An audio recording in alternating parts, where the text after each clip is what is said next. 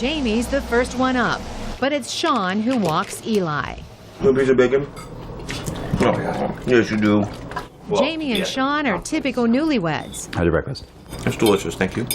In a small apartment. But typical isn't how some would describe them. They're a same-sex couple. They got married in a predominantly gay city in Massachusetts, so they wouldn't feel different. Every book I read as a kid, every movie I saw as a kid had, a man and a woman living happily ever after. And to think that by getting married and having the same rights as everybody else, that we can live happily ever after too, I felt like it was something we needed to honor. We needed to honor the 10-year-old kids. The Supreme Court on Wednesday affirmed that.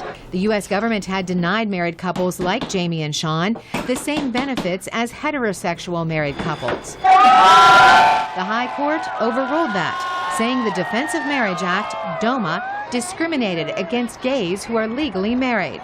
12 states and the District of Columbia permit same-sex marriage. George Washington Associate Dean Alan Morrison.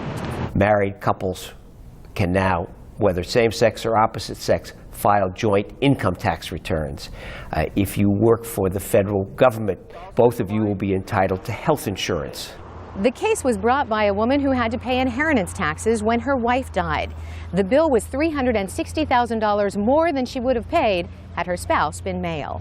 To the justices of the Supreme Court, thank you for affirming the principle of equal justice under the law. What do we want? Right! It's an issue that divides the country. A recent survey shows just over half of Americans support same-sex marriage. Opponents spoke outside the court. The Supreme Court has no authority when it comes to the nature of marriage. That authority belongs to the Creator. But for Jamie and Sean, it's incredible that the federal government sees us as not roommates, that the federal government recognizes that what we did was real. And with it, Bye. Say bye. all the benefits and protections that go along with the High Court's decision. I'll see you at 6. Is that when you're off? Yeah. Okay. Or about. Okay. Bye.